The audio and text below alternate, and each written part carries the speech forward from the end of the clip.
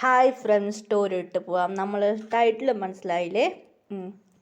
ഈ നമ്മൾ ഹീറോയി നല്ല ക്യൂട്ട് ഗേളാണ്. അതുമാത്രമല്ല ക്യൂട്ട് ഗേൾ, അതേമാത്രമല്ല ഹിന്ദി ഗേളാണ്. ഹീറോയി പറയാൻ തുടങ്ങിയാണോ, അച്ഛാ എനിക്ക് ജോബ് കിട്ടിയിട്ടുണ്ട് അച്ഛാ. എന്താ മണി പറയുന്നത്? അതെ അച്ഛാ, എനിക്ക് കൊറിയയിൽ ജോബ് കിട്ടിയിട്ടുണ്ട്, ഞാൻ കൊറിയയിൽ പോകാമെന്ന് പറഞ്ഞു.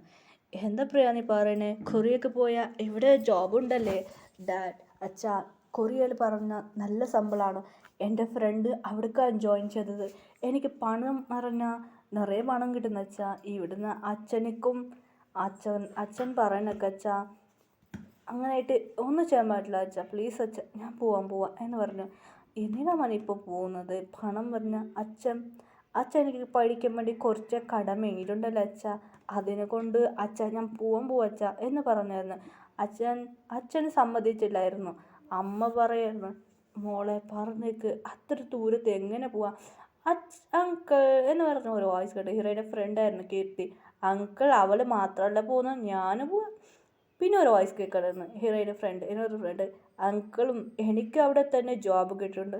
അങ്ങനെ പൂജനെ കണ്ട പിന്നെ ഹീറോയുടെ ഡാഡി സമ്മതിച്ചു, നീ പോയിക്കോ എന്ന്. അതെ, ഒരു ഒരു ഒരു കുട്ടി ഒരു സ്റ്റോറിയുണ്ട്. പൂജ എൻട്രി.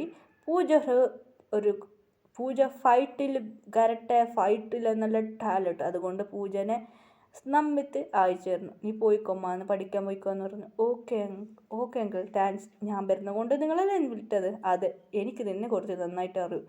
അങ്ങനെ കീർത്തി തെറു മുറിക്കായിരുന്നു. കീർത്തി നിന്നെ എനിക്ക് തമ്പിക്കൊണ്ട്, നീ നല്ല ആളാണ് അങ്ങനെയായിട്ട് പറഞ്ഞവർ. ശരിമ്മ, എന്ത് പ്രശ്നമാണ് എന്നോട് കോൾ ചെയ്തിട്ട് പറയായിരുന്നു. അതുമാത്രമല്ല പിന്നെ ഒരാൾ വരാൻ തുടങ്ങിയായിരുന്നു. ഹീറോയിൻ്റെ ചേട്ടനാണ്. മുറിക്കായിരുന്നു. എന്താടാ നീ എവിടേക്ക് പോവാ? ഞാനും കൊറിയക്ക് പോവാം. അതുകൊണ്ട് അമ്മയ്ക്ക് ഷോക്ക്. എന്താടാ നീയും പോവാ? അതെ അച്ഛാ, ഞാൻ പോവാ. എനിക്ക് അതേ കമ്പനിയിലാണ് ജോബ് കിട്ടിയത് എന്ന് പറഞ്ഞു. അപ്പം മോശമില്ലടാ, നീന് പോയിക്കോ. അതെ ഡാഡ്, ഞാൻ ഇവളവിടേക്ക് ജോയിൻ ചെയ്തത്, ഇവരെല്ലാം അവിടേക്ക് ജോയിൻ ചെയ്തത് ഞാനൊരു വീഡിയോ മേങ്ങിയിട്ടുണ്ട് അച്ഛാ എന്ന് പറഞ്ഞു. വീട് മേങ്ങിനാ? അതെ അച്ഛാ, അതേ ഞാൻ വീട് മേങ്ങിയിട്ടുണ്ട്. എന്തുകൊണ്ട് തന്നെ ഇത് ഓഫീസിനടുത്ത് തന്നെ മാത്രം എനിക്ക് വീട് ഞാൻ മേങ്ങി കഴിഞ്ഞു. മാത്രം ഇവള് താടി ഞാൻ വിടാൻ പറ്റില്ല, എൻ്റെ അനിയത്തിയാണ്. അത് മാത്രമല്ല ഇവരെനിക്ക് പാരിങ് ആയിട്ട് നോക്കിക്കോളാം എന്ന് പറഞ്ഞു. ശരിടാ അർജുൻ. അങ്ങനെയായിട്ട് അച്ഛൻ സമ്മതിച്ചു. അങ്ങനെ ഹീറോയിൻ പാക്കിങ് ചെന്നു. ചേട്ടാ താങ്ക് യു ചേട്ടാ, താങ്ക്സ് എന്ന് പറയണ്ട. എനിക്ക് അവിടെ തൊഴിയെ പോയി എനിക്ക് ഒറ്റയ്ക്ക് പോകാൻ ഒരു മാതിരിയാവാം. നിനക്ക് എങ്ങനെ ജോബ് കിട്ടിയെന്ന് നിനക്കറിയോ? അതെ ചേട്ടാ, ഞങ്ങൾക്ക് 3 പേർക്ക് നമ്മ അവിടേക്കൊന്ന് പേര് കൊടുത്തില്ലല്ലോ. എങ്ങനെ പേര്? ചേട്ടൻ മുറിക്കായിരുന്നു. ഹീറോയിൻ്റെ ചേട്ടനാണ്. ഇവർ രണ്ടുപേരും വേറെ പ്ലേസ് പോയി, ഞാൻ എന്താ ചെയ്യാ? ഞാൻ തന്നെ കൊടുത്തതാന്ന് പറഞ്ഞു. ഹീറോയ്ക്ക് ഷോക്ക്. ചേട്ടൻ തന്നെ കൊടുത്തതാ? അതെ, ഞാൻ തന്നെ കൊടുത്തതാ അങ്ങനെ പറഞ്ഞായിരുന്നു. ഹീറോയി ശരി ചേട്ടാ, ശരി, ഞങ്ങളും കൂടെ ആയിരുന്നു. അങ്ങനെ അവർ ഫുള്ള് ഷോപ്പിംഗ് എല്ലാം ചെയ്തു. എല്ലാവരും ഷോപ്പ് ചെയ്തു. ഹീറോയുടെ ഫ്രണ്ട്സിന് അച്ഛനും അർജുന് പോകുന്നു അറിഞ്ഞുകൊണ്ട് ശരി ഓക്കെ അവന് പോകുന്നു, അതുകൊണ്ട് ഇവള് വിട്ട പ്രശ്നമില്ല പറഞ്ഞ് അവന് നോക്കിക്കോളും ഈ 3 പേരെ എന്ന് ഹീറോയുടെ അച്ഛനും മനസ്സിൽ വെച്ചു. അങ്ങനെയായിട്ട് എല്ലാവരും അവിടേക്ക് കൊറിയക്ക് പോകാൻ അവരെല്ലാം പാക്കിങ് എയർപോർട്ടിലാണ്. അച്ഛാ, I miss you mom, I miss you daddy എന്ന് പൂജ കയറിയായിരുന്നു. പൂജൻ്റെ അച്ഛൻ ശരിമ്മ അർജുൻ എൻ്റെ മോളെ നന്നാക്കി ഓക്കെ അങ്കിൾ. കീർത്തി മമ്മീനെ കെട്ടിപ്പിടിക്കുക. Daddy I miss you daddy. എന്തടി നീ എന്നെ കെട്ടിപ്പിടിക്കണം? അമ്മ നീ ഭയങ്കര ടെറർ പിടിച്ചാൽ നീ കെട്ടിപ്പിടിച്ചാൽ നീ എൻ്റെ കാത് തീരുമ്പോൾ എന്താ ചെയ്യുക എന്ന് പറയായിരുന്നു. ഇപ്പോൾ തല്ലുവാണോ? സോറി മോം എന്നെ പോയിട്ട് ഹക്ക് ചെയ്തു. I miss U. അങ്ങനെ അവൾ അനിയനോട് ഇരുന്ന് മുറിക്കായിരുന്നു. എൻ്റെ കുട്ടി വേവിക്ക് എന്ത് വേണോ? നീ പോയല്ലേ സമാധാനാവും, പോകുമ്പോൾ എനിക്ക് വരുമ്പോൾ എന്തെല്ലാം കൊണ്ടുവരണം അങ്ങനെയായിട്ട് വായക്ക് പറയായിരുന്നു.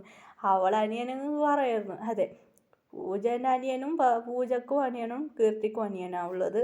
അങ്ങനെ 2 പേര് അനിയന്മാർ. അത് മാത്രമല്ല പൂജക്ക് അനിയനും പിന്നെ കീർത്തിക്ക് ഒരു അനിയനും ഒരു അനിയത്തി, ട്വിൻസാണ്. അങ്ങനെയായിട്ട് വായക്ക് പറയാറ്. ശരി ഓക്കെ എന്ന് പറഞ്ഞു അവർ ഫ്ലൈറ്റിൽ കയറി. അങ്ങനെയായിട്ട് കുറച്ച് ഡേയ്സ് കഴിഞ്ഞ് ഡൽഹിക്ക് എത്തി. ഡൽഹിന് കൊറിയക്ക് പോകാൻ പറഞ്ഞ് പ്ലാൻ ചെയ്യാൻ തുടങ്ങി. അങ്ങനെയായിട്ട് എന്താ ചേട്ടാ കൊറിയക്ക് പോകണോ? ശരിടാ കൊറിയക്ക് പോവാം.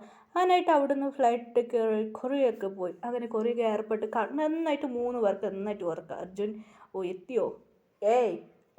എണി എന്നെ കുറിച്ചിട്ട് ഇങ്ങനെ ഇരിക്കുകയായിരുന്നു. ഹീറോ 3 പേർ സീറ്റ് ഇരിക്കുന്നതാ, അതുകൊണ്ട് 2 പേര് എണിച്ച് പിന്നെ ഒരാളെ പേർക്ക് നിന്ന് മണ്ടക്കൊരടി. എന്താ ചേട്ടാ എണി ഇങ്ങനെ കീർത്തിയോടായിരുന്നു. കീർത്തി എണിച്ച്. അങ്ങനെയായിട്ട് അവർ ഇറങ്ങി എയർപോർട്ട് നന്നായിട്ടുണ്ട്. അങ്ങനെ ഒരു കാർ വന്നു, ഓൾറെഡി ബുക്ക് ചെയ്തു. ആ കാറിലേറി അങ്ങനെ ഒരു വീട്ടിലേക്ക് വന്നു. വാവ് ചേട്ടാ വീട് നിന്നിട്ടുണ്ടല്ലേ. അങ്ങനെ ആ ടാക്സി ഡ്രൈവർക്ക് നമ്പർ കൊടുത്തിട്ടുണ്ട്, അല്ല പൈസ കൊടുത്തു. ശരി ഓക്കെ എന്ന് അങ്ങനെയായിട്ട് അകത്ത് വന്നു. അത് വന്ന് ഡോർ തുറന്നു. താക്കോൾ ഓൾറെഡി വന്ന് അവിടെ താക്കോൾ ഒരു അങ്കിൾ ഉണ്ടായിരുന്നു. അങ്കിൾ കൊടുത്തിട്ട് പോയിരുന്നു. ഹീറോയി ചിരിച്ചിട്ട് പറയായിരുന്നു, ചേട്ടാ വീട് നന്നായിട്ടുണ്ട്. ശരി എല്ലാം നമുക്ക് ഷോപ്പിംഗ് ചെയ്യാം, നിങ്ങളോട് വെച്ചോ എന്ന് പറഞ്ഞു. ഹീറോയിൻ്റെ ചേട്ടാ ഷോപ്പിംഗ് ചെയ്യാൻ പോവാ.